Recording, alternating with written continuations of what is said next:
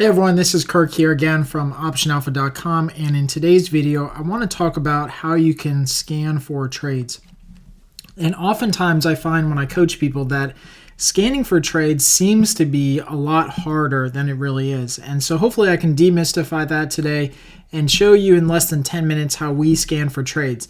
Now, what you're really looking for when scanning for trades is just unique opportunities and what I call the low-hanging fruit. And so what that means is we're looking for stocks that have either made a big jump in implied volatility or a big drop in implied volatility, so something that's out of the norm, or a big percentage move up or a big percentage move down on the day. Again, something that's out of the norm and kind of stands out as kind of low-hanging fruit that would glean some sort of insight into maybe taking a directional stance on that stock going forward. So one of the first things that I do, and you can see here on my charts, even though you can't see our watch list because we have it available inside the membership area to purchase, you can see over here that I have ranked all of the stocks in my watch list right now that are moving based on the highest percentage move to the lowest percentage move. So you can see everything that's kind of moving. The biggest percentage mover today is right here, and then the lowest percentage movers today, or the biggest downward movers, are down at the bottom. And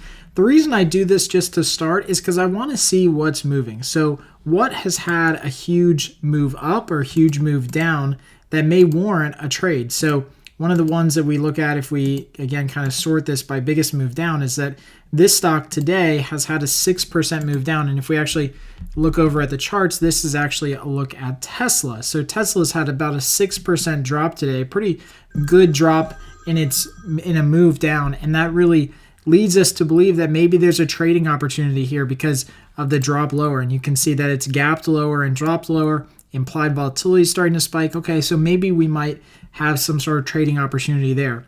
The next lowest one down is going to be PBR. So this is another one that has had a really big move down today. It's the next biggest percentage move down. But you can see after we start looking at the chart here, it's not really kind of a standout. There's no low-hanging fruit. It hasn't gapped lower dramatically. It hasn't popped up dramatically. But implied volatility is starting to steadily rise, and we start to see that MACD is continuing to move higher. So, okay, maybe there's some sort of opportunity there as well.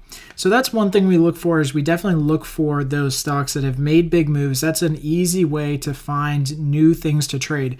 If it's something kind of in the middle of the range here, like this stock, for example, it's down about 0.5% today. This is Netflix. Not really that big of a move for us to really, go after. It's not.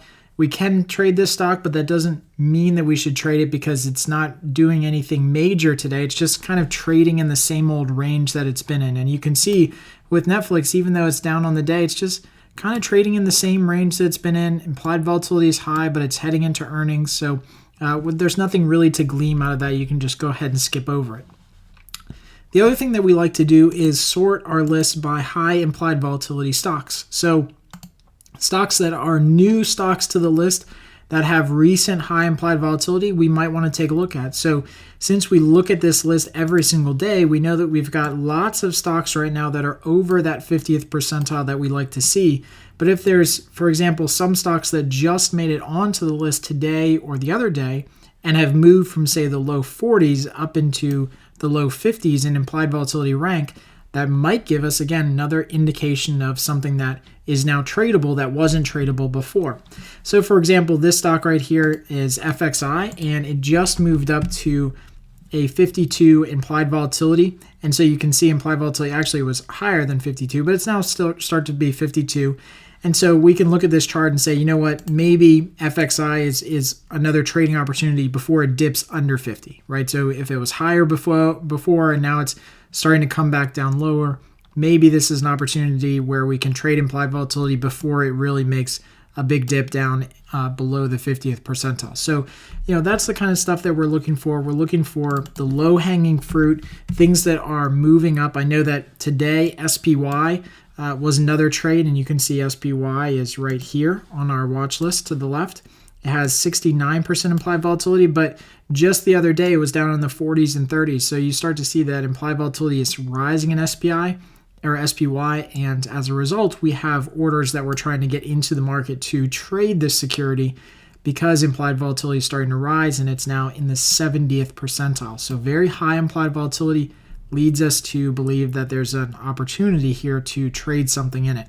So that's really how we start to look for and scan for trades. There's other ways that you can scan for trades with technical analysis by going through and using the scan tab inside Thinkorswim. There's a really cool way that you can study, filter things by different indicators. So for example, if you wanted to look up and pull up all stocks that had, and if I just add that study indicator, had a MACD crossover that was from negative to positive, then you could do that on this inside Thinkorswim. So it's a really cool tool to use because you can study filter all of these stocks and look specifically for stocks that have a MACD histogram crossover that went from negative to positive based on some set of inputs. So if we just, again, use this one here, we can go ahead and click scan.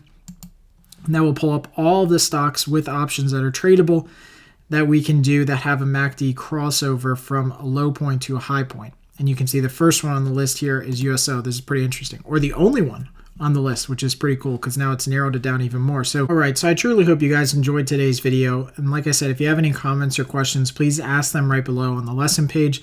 The key here with scanning for trades is that you don't go through analysis paralysis. Have some set of defined filters or studies that you want to look for or types of trading setups that you're looking for, and look for those quickly in the morning through your short liquid watch list anyway.